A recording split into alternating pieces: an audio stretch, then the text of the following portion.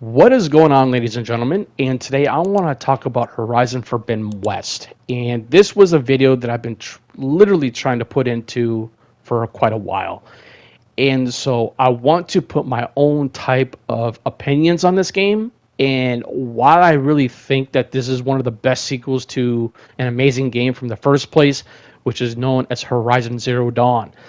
This game is awesome, first and foremost, okay? And so, what I love about this game, it branches off as Aloy from the very first game and how really strong she is and what her capabilities are. And not only that, you get the best weapons possible if you go through a thing called the Gauntlet and you go up against different types of robots and you can achieve different types of currency to get better armor and weapons. And so basically these armor and weapons that you can get are going to be legendaries. Yes, they are hard to get, but I do highly advise going through that gauntlet and getting these types of weapons. It doesn't matter what kind of weapon or gear you want. You can do a hunter gear. You can do a hunter bow. I mean, you can do all these different, you can get all these different types of weapons and gear in this game. And I'm going to tell you one thing. The weapons and this gear in this game are so freaking amazing when it comes to its attention to detail and its color of tonality. And that is one thing that this game really does amazingly well is the fact that I love the tonality and the visual aesthetic of what this game really brings and provides on the PlayStation 5. I think the first one did it awesomely, but the second one does it so much better because when it came to Zero Dawn, that game did not utilize the power of the PS5. Forbidden West does. And that is one thing that I'm really glad of having a PS5 is because I'm not a fanboy. I play on all systems. And so I just want to put that out as well. Okay? Now, I want to talk about the enemy variety in this game because that's where this game does it so magnificently well as well because you had different types of enemies. You had the Slitherfang, which is like a snake, obviously, or like the King Cobra. It's awesome. You have like another robot that takes a form of a shell crab, or you have the Diplodocus, which is a water animal. You have all these different types of creatures in this game, and yet they are so unique from the first one, and it's fascinating. And so one thing that this game really does so well is the combat. The combat in this game is vamped up from the first one, obviously, because it's a direct sequel to the first one, and you can utilize different types of arrows like fire, shock, frost, poison, or anything. It's awesome what you can actually able to do and achieve better efficiency at certain types of enemies in this game. And it's awesome. I love that. And it's the reason why I like these types of games is because you have to think.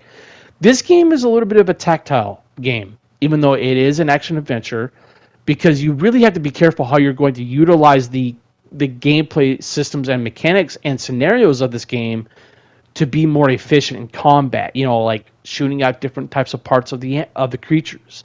And that is where this game really does it awesomely. And that's one thing I would say is that the Killzone series was actually able to provide that as well because you had to be tactile in those games though too because other than it was a first person shooter, but you literally had to be careful where you're going to shoot in those games because you can be able to shoot off a helmet from an enemy from the Hellgast in the Killzone games.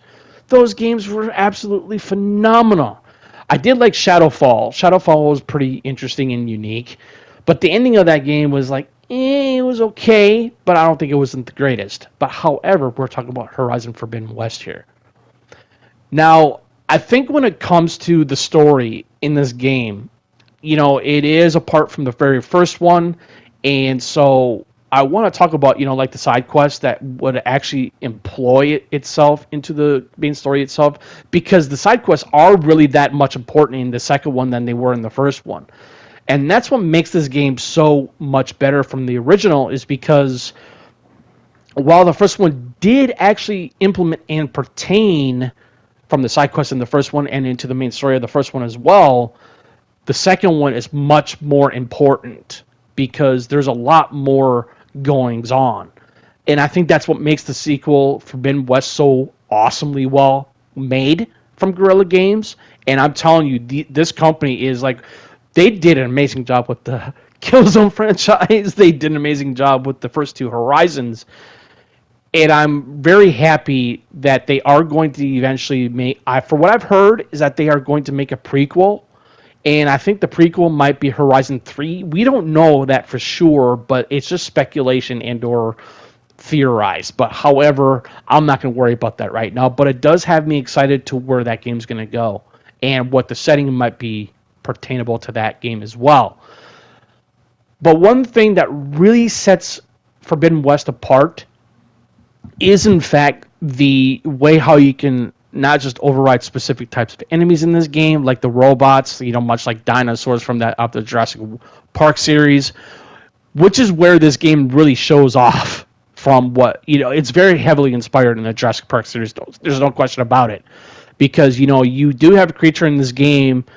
It's kind of like a pterodactyl, basically, and you can override it and you can ride it. And I'm telling you, it is so efficient to just fly around in this game. It's so cool, and taking the sights of this game, and that is where this game really shows off the visual fidelity of this game and how far Forbidden West has come when it came to from its original first game, which is Zero Dawn, and it's awesome.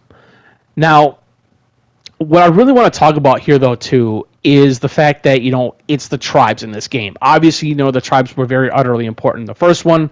They are much more important in the second one because, like I said, they are part of the main story itself, because there are some main story implementation along with the tribes in this game. And that is where the storytelling in this game is that much stronger. I can tell you that right now because I have noticed that from the beginning of this game and to, finishing the game for the very first time many months ago, and it shows off that what an amazing story that this game really does or has.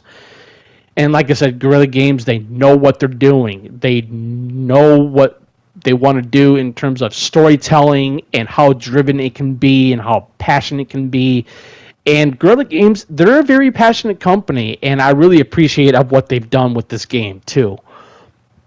So, what I really want to also discuss is the visual art style. The visual art style in this game is by far one of the best I've seen from the first one, even though the first one does not utilize the power of the PS5, but you can still play the game via backwards compatible, which is really awesome. I do play a lot of PS4 games on my PlayStation 5, but I do play PS5 games as well. While Forbidden West does have the cross-platform and cross-save between the PS4 version and the PS5 game itself, but this game still looks absolutely amazing in its visual direction. That is one thing when it comes to video games in general, what I've always loved to talk about, whether if it's its combat scenarios or its design. It's the art style that always gets me the most because I'm a very visual person and I love talking about the artistic design and the feel and the aesthetic of these games. And it's so good and fascinating at the same time.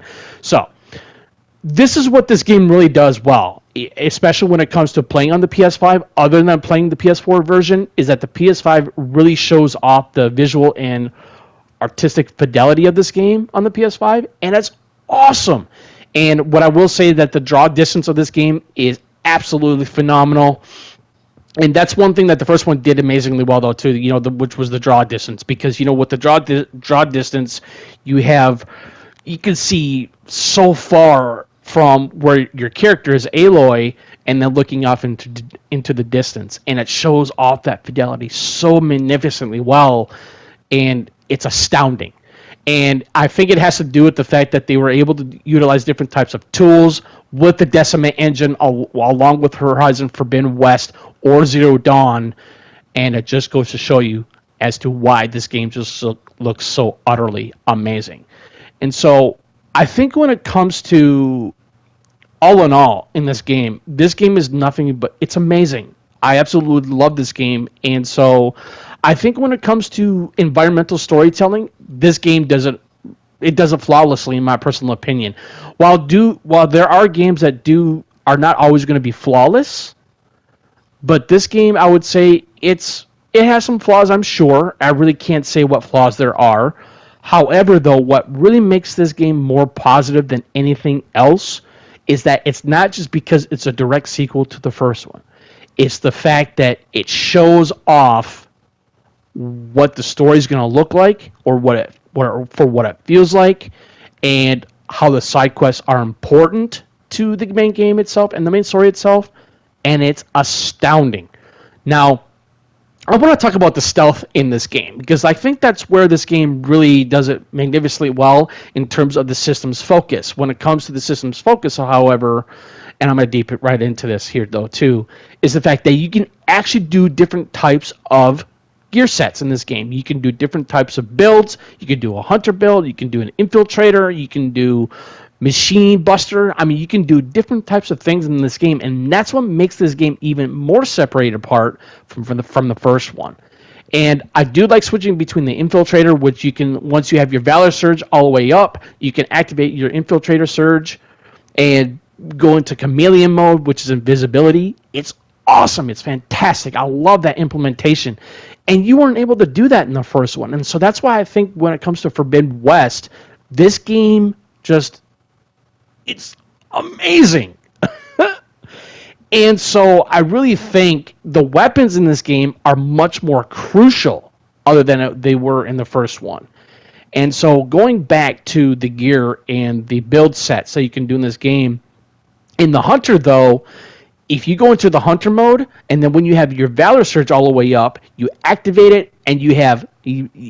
I can't say of how many shots that you could be able to pertain of Aloy doing surmountable damage against the robot enemies in this game, but it's busted and it's broken. You can do so much damage. I was actually able to bring down a certain type of enemy in this game. I forgot what it was. It was the Thunderjaw. I was actually able to take out the Thunderjaw within a matter of 3 shots by using the power shot from the Valor Surge in this game. And I'm telling you, like I said, it's busted. And that is one thing I love about this game, is that the Valor Surge. So let's talk about the Valor Surge here, because this is where this game really does it amazingly awesome as well, is the fact that the Valor Surge is what makes this game even shine the most, other than its combat, other than its story or side quest involvement. And that is where this game makes it so much more fun, because you can do pot shots with your Valor Surge for power shots, or like I say, you can go into Infiltrator class and go into invisibility mode. It's awesome, ladies and gentlemen, and that is why I love this game. I think this is by far one of the best sequels I have ever played from Guerrilla Games, other than from the Killzone series. And I really think that they know what they're doing. And that's one thing I greatly appreciate when it comes to companies like this, or like Ubisoft. You do such an amazing job with the Assassin's Creed franchise, along with Assassin's Creed Shadows, which is coming out later this year. But however, I'm not going to talk about that because I'm kind of indifferent when it comes to that game. But we're not talking about that. I just want to get my point across that real quick. But this is what I'm saying, is that what makes this game even more important to that from the first one is the factions. Basically the different types of tribes that are more important to this game, because the factions in this game, other just like doing the side quests alone, they are more pivotal to that other main story of the game. And that is why I think that this game, Forbidden West, is by far the best game in the Horizon games. But however, Horizon Zero Dawn was a masterpiece to its utmost of its first game in the series or the franchise. And it just goes to show you why this game series so far is the best from the Killzone series from Guerrilla Games. And so I will love to see what they're going to do with a new one, other than having a prequel or a sequel. But ladies and gentlemen, all I'm going to say is this, and final, is that if you really want to play a game series on the PlayStation 5, or if you are on PlayStation, I would highly recommend getting the Horizon games, because they have a magnificent story, side quests alone, and it's so much fun. But anyways, too much further ado, this is Jake from Citizen JB. Thank you for tuning in. Greatly appreciated. And you guys have a good rest of your week. If you have any comments or questions, you know what to do. Put them in the comment section below. See you guys.